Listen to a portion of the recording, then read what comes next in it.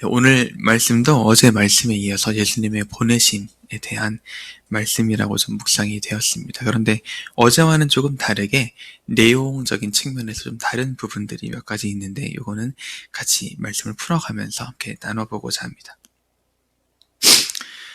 오늘 말씀의 일단 일반적인 좀 내용은 어제는 그냥 듣지 않으면은 발에 먼지를 떨어버리고 그냥 그 성읍을 떠나라 이렇게 말씀하셨는데 오늘은 핍박을 당할 수 있고 박해를 당할 수 있고 너희가 위험 가운데 처할 수 있다. 너희를 보내면 마치 양들을 이리 가운데로 보낸 것 같다라고 말씀하시면서 오늘 말씀이 제자로서 살아가는 사람들에 대한 어떤 박해나 핍박, 멸시 같은 것들이 있음을 예언하는 말씀이라고도 보여집니다. 16절부터 차근차근 보시면은 보라 내가 너희를 보냄이 양을 이리 가운데로 보낸 것 같도다 라고 말씀하시죠. 이리들은 늑대들을 말합니다. 늑대 가운데 양이 가면은 당연히 양은 이렇게 늑대들에게 물려 죽거나 이렇게 찢겨 죽거나 그런 생명이 위험한 상황에 놓이게 됩니다. 그런데 그 상황에서 하나님께서 예수님께서 뭐라고 말씀하시냐면은 너희는 뱀같이 지혜롭고 또 비둘기같이 순결하라 라고 말씀을 하십니다. 그 뱀같이 지혜로우라고 하시는 이 말씀을 제가 조금 곰곰이 묵상을 해봤습니다. 어떻게 하면 뱀같이 지혜로운 것인가? 그 사막에서 여러분 사막 뱀을 보신지 모르겠지만 그 노란색 모래색이랑 똑같이 생긴 뱀이 있습니다. 그가 이렇게 몸을 떨면은 사막 모래로 자기 몸을 이렇게 덮을 수가 있는데 그러면 자기 자신의 천적으로부터 자신의 몸을 보호할 수도 있고 잘 위장할 수도 있는 그런 지혜를 좀 가지고 있습니다. 물론 뱀도 맹수이기 때문에 사냥도 되게 잘하고 공격을 잘하는 동물이긴 하지만 오늘 말씀의 맥락상 양을 늑대 가운데로 보낸다고 하는데 공격을 잘하는 걸 배우라고 하진 않았을 것 같고 뱀처럼 잘 위장해서 너희들의 생명을 좀 보존해라 이런 말씀으로 저는 이해가 되었습니다. 그런데 그렇다고 해서 이게 뱀처럼 주변 환경에 잘 스며들라고 해서 약간 우리가 막 세상처럼 막 이렇게 술도 마시고 막 담배도 피우고 막 그러라는 말씀이 전혀 아닌 것이죠. 뒤에 이어지는 말씀에 보시면은 비둘기같이 순결하라 이렇게 또 말씀을 하십니다. 우리가 생존을 위해서 고군분투하고 힘을 내지만 그 마음은 언제나 하나님, 우리 예수님을 향한 같은 마음으로 그 순결한 마음가짐으로 우리가 사명을 감당해야 되는 줄로 믿습니다. 17절에 보시면은 사람들을 삼가라 라는 말씀으로 이어집니다. 여기서 나오는 이 사람들은 위에 나왔던 그 이리들을 말하고 있는 것을 보게 됩니다. 그들의 너희를 공회에 넘겨주겠고 그들의 회당에서 채찍질하리라. 이것은 그 사람들이 우리를 어떠한 핍박과 어떠한 박해 속으로 빠뜨리게 하는지를 보게 됩니다. 또 너희가 나로 말미암아 총독들과 임금들 앞에 끌려가리니 이렇게 해서 우리가 그 제자들이 감당하게 될 박해가 어떠한 것인지를 말해주고 있는데요. 이는 그들과 이방인들에게 증거가 되게 하려 하심이라 이런 말씀으로 18절이 이어지고 있습니다. 그들이라고 나오는 것은 우리를 끌고 가고 박해하고 핍박하는 그 이리들을 말하고요. 이방인들은 어제 말씀과는 다르게 새롭게 이스라엘을 벗어난 다른 이방인들을 말하는 것을 보게 됩니다. 18절 내용에서 보시면서 좀 아시겠지만 어제는 이방으로도 가지 말고 사마리아인으로 가지 말고 이스라엘 마을들로 가라 이렇게 말씀하셨는데 오늘 18절에 보니까 우리를 박해하는 사람들 그리고 이방인들에게까지도 증거가 되고 있다라는 부분을 우리가 확인할 수가 있습니다. 19절에 보시면은 너희를 넘겨줄 때 어떻게 또는 무엇을 말할까 염려하지 말라. 그때 너희에게 할 말을 주시리니 할 말을 주신다고 했는데 누가 말하는 거냐면은 20절로 이어집니다. 말하는 이는 너희가 아니라 너희 속에서 말씀하시는 이 곧 아버지의 성령이시니라 이렇게 말씀하십니다. 어제와도 마찬가지로 우리가 제자로서의 사명을 좀 감당하고 복음을 전함에 있어서 우리는 우리의 힘이나 우리의 지혜나 우리가 생각하기에 하나님께서 좋아하시는 일을 행하는 것이 아니라 하나님께서 마땅히 우리에게 하게 할 일들을 하게 하시고요. 마땅히 우리에게 필요한 것들을 계속해서 채우십니다. 우리가 의지하는 분은 바로 예수님의 이름이고 성령님이시기 때문에 성령님께서 그 힘을 통하여서 우리에게 하실 말을 주시고 우리가 마땅히 행할 능력들을 주십니다. 예수님께서 어제 10장 1절에서 보시면 아시는 것처럼 예수님께서 우리에게 권능을 주셨습니다. 우리는 부족할지언정 그 권능을 따라서 예수님의 권능을 행하는 것이지 내가 가지고 있는 내 장점, 내 달란트, 나의 어떤 나의 잘하는 것들, 그런 것들을 가지고 뭐 전도를 하면서 내 지식을 막 지식을 휘두르거나 지식을 보여주거나 그런 것들을 하는 것이 아니라는 것이죠. 우리는 처음 시작부터 중간부터 끝까지 항상 하나님의 말씀으로만, 하나님의 능력으로만 그렇게 증거하게 되는 것입니다. 아까 16절에 보시면 이방인들에게 증거가 된다라고도 했는데, 어떻게 보면은 우리가 살아가는 그 모든 제자의 삶은 예수님을 증거하고 예수님을 드러내는 제자로서의 삶인데, 그 끝에 가서 우리가 이리들에게 좀 끌려가게 되고 회당에서 서게 되고 결국 죽임을 당하게 될 수도 있습니다. 우리가 비록 제자로서의 삶을 살기 위해서 항상 막 삶을 위해 고군분투하고 그러다가 결국 내가 이렇게 죽게 됐네, 결국 내가 이렇게 갇히게 되었네 라고 하면서 내 삶이 정말 덧없구나, 내 삶이 정말 의미 없구나 이렇게 생각하는 것이 아니라 우리의 삶이 예수님을 증거하는 삶이 약간 그 본분이라면은 우리의 죽음에서까지 있어도 우리가 죽으면서도 예수님의 삶을 내가 이렇게 증거하게 되는구나 이것을 깨달으면서 제자의 삶이라는 것이 죽음까지도 예수님을 증거할 수 있는 정말 복된 삶이구나 라는 것이 묵상에 좀 되어집니다. 네. 넘어가서 22절에 가서 21절에 가서 보시면은 장차 형제가 형제를, 아버지가 자식을 죽는 데에 내주며 자식들이 부모님을 대적하여 죽게 하리라 이런 말씀이 있습니다. 21절을 묵상하면서 정말 혼란스러운 시대를 좀 생각하게 됩니다. 이때 당시에는 이것이 좀 예언 같은 말씀이었을지 모르겠지만 오늘날 우리는 약간 이런 세대에 실제로 살아가고 있다라는 생각도 듭니다. 가족이라고 하지만 점차 이제 형제가 형제들을 지금 공격하고 막 생명을 위협하기도 하고요. 아버지가 자식을 죽이기도 하고 자식이 그 부모님들을 대적하며 죽게 하는 그런 시대에 살고 있다는 것을 우리가 뉴스나 어떤 매체들을 통해서도 쉽게 접할 수 있는 내용입니다. 세계가 정말 혼란스럽고 이 혼란 가운데 있음을 한 번 더 확인하게 됩니다. 22절에서 보시면은 또 너희가 내 이름으로 말미암아 모든 사람에게 미움을 받을 것이나 라고 말씀하시죠. 우리가 예수님의 이름을 가지고 있으면은 미움받는 시대가 된 것입니다. 우리 얼마 전에 목사님께서 주일 예배 때 틀어주신 설교 그 영상 한번 보셨을 겁니다. 이제는 예수님의 이름으로 기도할 수 없는 시대가 오고 있죠. 브라만의 이름으로 기도해야 되고 다른 종교를 존중하는 시대가 오고 있고 왜 A맨만 아멘을 하냐, A woman도 아멘을 해라 뭐 이런 식으로 왜 존중하지 않냐 이런 식으로 말을 하고 있죠. 우리가 믿는 예수님은 딱 한 분이신 하나님이신 줄로 믿습니다.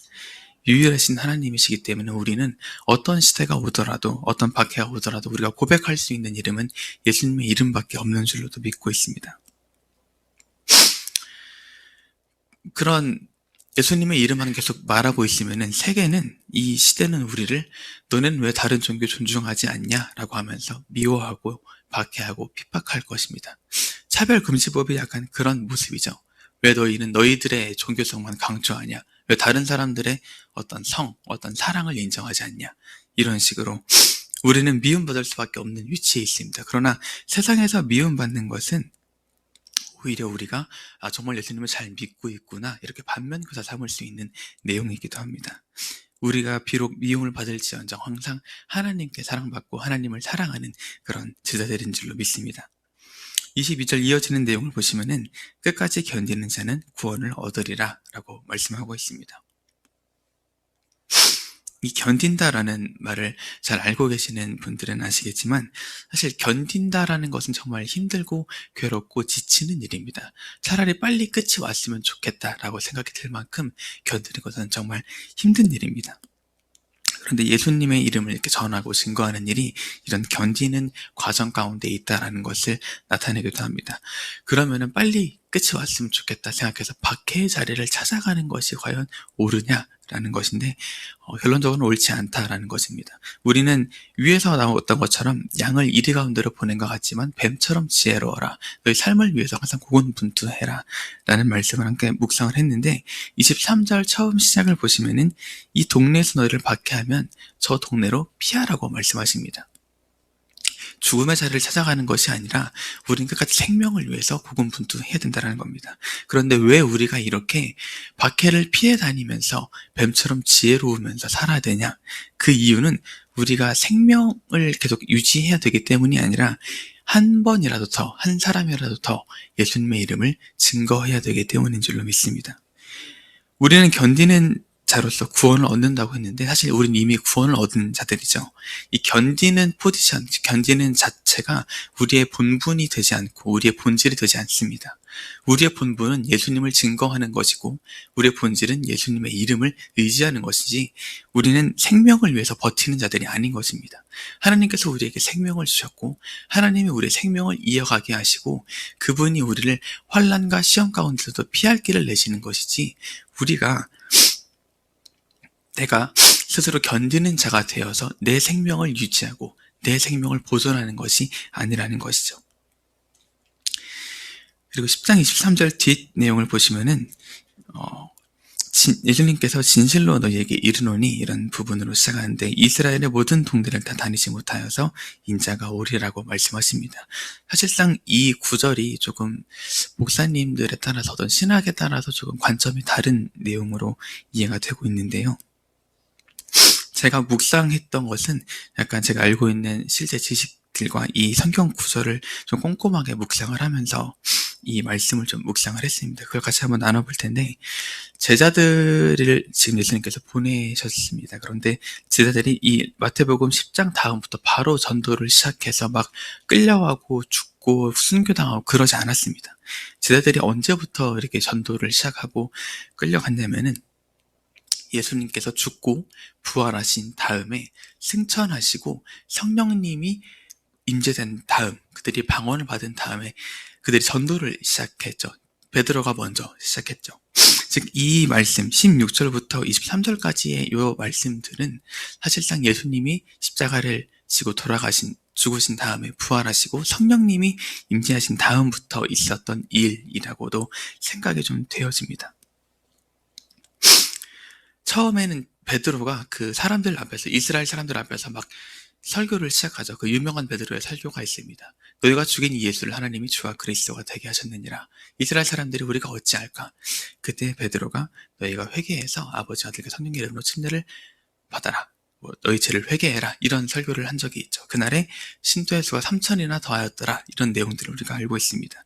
제자들의 처음 설교, 처음 전도가 이스라엘 민족으로 시작되었는데 그 제자들이 박해를 당하기 시작합니다. 사도 바울이 되기 전에 사울일 때 스데반을 박해하기도 하고 믿는 자들을 가두기도 하면서 스데반의 죽음으로 그들이 뿔뿔이 흩어지면서 온 세계로 이방 나라로 전도가 시작되는 것입니다. 그들이 전도를 떠나서 예수님의 이름을 증거하는 삶을 살아가는데 제자들의 그런 모습들이 이방인들과 그들을 박해하는 모든 자들에게 증거가 되기 시작합니다. 그들의 삶이 죽음까지도 예수님을 증거하고 죽으면서까지도 예수님을 말씀을 전하였기 때문에 그들을 보면서 어떻게 이들이 죽으면서까지도 저렇게 증거할 수 있을까? 만약 그들이 따르는 것이 거짓말이라면 그들이 이렇게 목숨 바쳐 사랑할 수 있을까? 그런 생각들을 하게 됩니다. 우리가 부활을 믿을 수 있는 증거, 막 그런 다큐멘터리나 어떤 영상들을 보시게 되면은 항상 그런 코멘트가 좀 따라 붙는 것들을 보셨을 겁니다. 만약 제자들이 하고 있는 것이 거짓말이라면 그들은 목숨까지 바치면서 그 거짓말을 위해서 노력하지 않았을 것이다 라고. 18절에서 우리가 읽었던 것처럼 그들의 죽음이 이방인들에게 또한 그들에게도 증거가 되고 있다는 것을 우리가 실제로도 확인할 수 있는 것이죠. 제자들뿐만 아닙니다. 선교사님들, 해외에서 각지에서 선교하시는 분들을 통해서도 알 수가 있고 지금 여기에 모여있는 형제 자매님들을 통하여서 그 모든 삶으로 정말 예수님께서 살아계시는구나. 정말 예수님께서 이들을 통해서 역사하시는구나. 그 증거를 확인할 수 있음을 바라보게 됩니다. 이렇게 증거되고 그들이 또한 20절에 보셨을 때 성령님을 통하여서 말씀하신다고 하였는데, 이것은 예수님이 올라가셔 성령님이 강림하셨을 때 그 성령님을 의지하여서 마음속에 계신 성령님을 통하여서 그들이 증거하게 되고 성령의 말씀을 전하게 되는 것들을 우리가 볼 수 있습니다. 즉 시점상 이것은 성령님이 강림하신 그 이후의 일들을 말하고 있다라는 것을 우리가 한 번 더 확인할 수 있는 것이죠. 즉 이러한 맥락에서 봤을 때 그들이 여기 23절에 있는 온 이스라엘의 모든 동네를 다 다니지 못하여서 라는 이 말씀은 사실상 전 세계, 모든 동네를 말하는 것이라고 저는 좀 묵상이 되었었습니다. 즉, 모든 동네를 다 다니면서 우리가 복음을 전하고 예수님을 증거하게 되는데 그것을 당하지 못하여서 인자가 오리라라고 묵상이 된 것입니다. 그런데 이 부분에서 조금 더 헷갈리는 부분이 생길 수도 있을 것 같습니다. 모든 동네를 다 다니지 못하여서 인자가 오리라고 했는데 다른 말씀에서는 모든 민족에게 복음을 전해야 내가 올 것이다 이렇게 나와 있죠. 중요한 것은 여기에서는 모든 동네라고 나와 있고 거기는 모든 민족이라고 나와 있다는 것입니다. 모든 동네를 다니지 못하였지만 모든 민족에게는 복음이 전파될 수가 있다라는 입장인데요. 이것은 사실 제가 막 이렇게 신학을 깊게 공부하지 않았기 때문에 한 번 더 목사님께 또 오시면 여쭤볼 수 있는 부분인 것 같고, 또 개인적으로도 묵상하시면서 이것이 어떻게 내가 마음으로 받아들일 수 있는 구절인가 이렇게 살펴볼 수도 있을 것 같습니다. 함께 묵상하시고 묵상을 또 나눠주시면 더욱 깊은 교제가 되지 않을까 생각을 합니다. 오늘 말씀을 좀 맺어보겠습니다. 오늘 말씀은 어떻게 보면 제자들의 삶, 제자들의 보내심인데 그것이 항상 평안하고 안락한 삶이 아니라는 것을 보여줍니다. 박해를 당할 수 있고 핍박을 당할 수 있고 예수님의 이름만 외치다 보면 우리는 분명히 미움받을 수가 있을 것입니다. 그러나 우리가 초점 맞춰야 되는 것은 항상 예수님의 이름인 것이지 그들의 미움이나 그들의 박해가 아니라는 것입니다. 그 박해로 인한 우리의 생명을 보존하는 것이 아니라는 것이죠. 우리의 초점은 항상 예수님께만 가 있는 줄로 믿습니다. 예수님의 이름을 증거하고 예수님께 의지하고 예수님의 복음을 전하는 것이 제자되는 우리의 마땅한 본분인 줄로도 믿습니다. 세상엔 우리를 박해하고 좀 미워할지언정 우리는 항상 하나님을 사랑하는 자들로서 또한 하나님께 사랑받는 자들로서 하나님께 은혜 받은 자들로서 우리가 거저받은 것들을 항상 거저주며 살아가는 그런 제자로서의 삶을 온전히 감당하게 될 줄로 믿습니다. 네, 기도하시겠습니다. 네, 사랑의 많으신 하나님, 오늘 우리에게 말씀을 주시며 우리가 또 주님의 말씀 묵상하게 하심에 감사드립니다. 우리가 고백하기를 주님이 우리 삶의 이유이며 삶의 목적이며 삶의 근원이라고 고백하고 있습니다. 이 고백에 한 점의 거짓도 없음을 고백하고 있으니 주님만이 우리의 유일한 하나님이시며 통치자이심을 믿습니다.